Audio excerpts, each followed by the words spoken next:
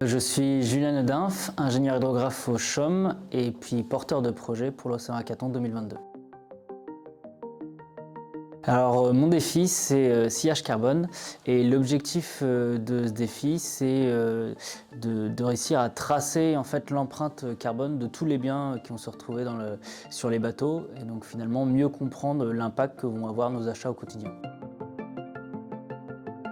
Du coup, la thématique qui est abordée dans le cadre de ce projet, c'est le transport maritime, c'est les thèmes de l'écologie et notamment de l'écologie bleue et l'économie bleue qui va être associée à la traçabilité de tous ces produits.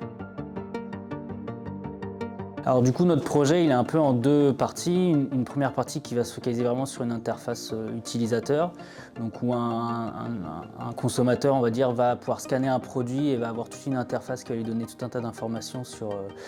justement la traçabilité de son produit, sur l'empreinte carbone du produit qu'il va vouloir acheter. Donc ça, c'est une partie, on va dire, front de développement, et puis plutôt une partie qui va se concentrer sur les calculs des itinéraires des bateaux, la traçabilité des différents produits et toute une base de données en fait autour de ce projet. Donc finalement, on va avoir besoin de développeurs en informatique plutôt sur du développement web, mais également développement plutôt back-end et base de données, traitement de base de données. Le fait de participer à l'Océan Hackathon, ça nous permet d'avoir accès à une grande base de données, une grande diversité de bases de données